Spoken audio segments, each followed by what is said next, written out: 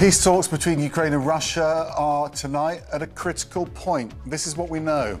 Donald Trump says there will be no meeting with the Ukrainian president or his Russian counterpart until a deal to end the war is final.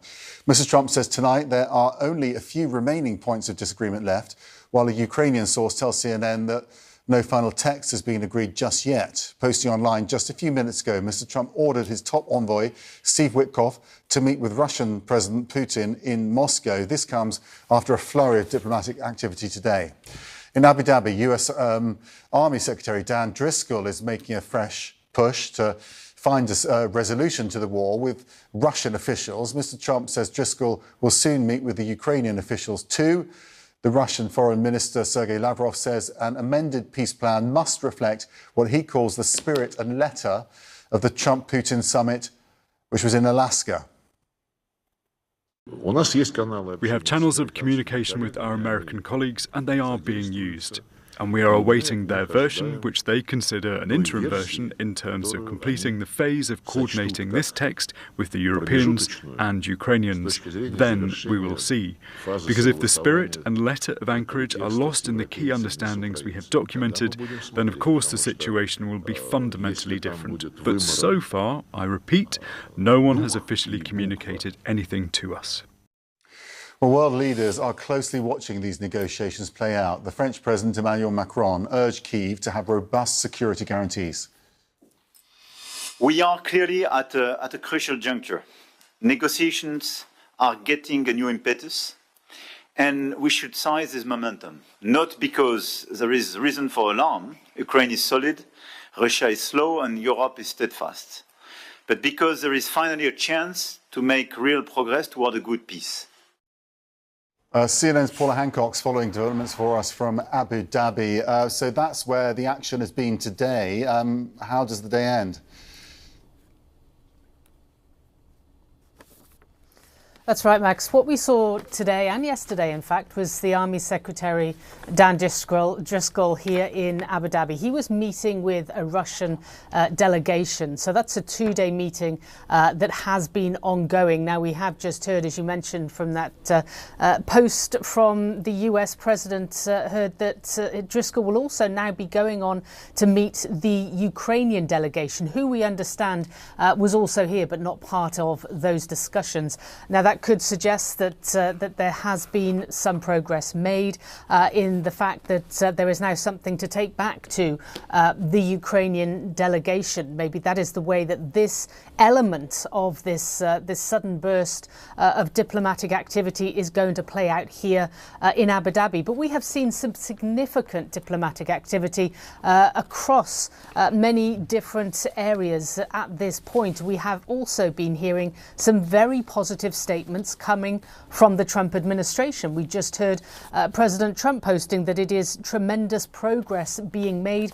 We heard one US official saying that the Ukrainians have agreed to the peace deal, that there are some minor details to be sorted out. It's worth pointing out, though, that what we're hearing publicly from the Ukrainian officials is not as far forward as what we're hearing from the US side. We have heard the Ukrainian President Volodymyr Zelensky saying there are solid results, but much work still lies ahead.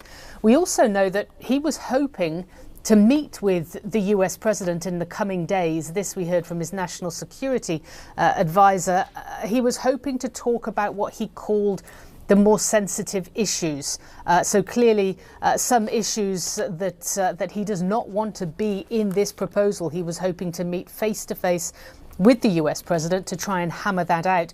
Now, what we've seen from this social media post from President Trump is that he doesn't want to see either Zelensky or President Putin face to face until there is almost a deal, until the deal is almost finalized. So we'll have to see whether or not that meeting does in fact go ahead. But we are also, as you just played with the Sergei Lavrov sound there, a suggestion that whatever is decided on the Ukrainian side and the US side, it still has to be approved once again on the Russian side, and potentially that is what we will see here in Abu Dhabi now with the meeting about to happen in the coming days with Driscoll and a Ukrainian delegation.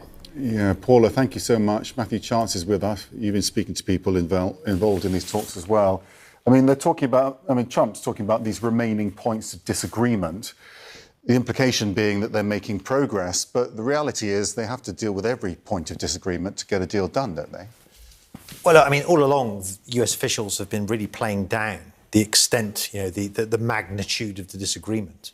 President Trump in his social media post said there's been just a few remaining points of disagreement. Marco Rubio in Geneva yesterday, when I was in a news conference with him, he said that he didn't believe any of the outstanding issues couldn't be gone around. But actually, I've been speaking to a senior Ukrainian source with direct negotiation experience, with knowledge of those negotiations.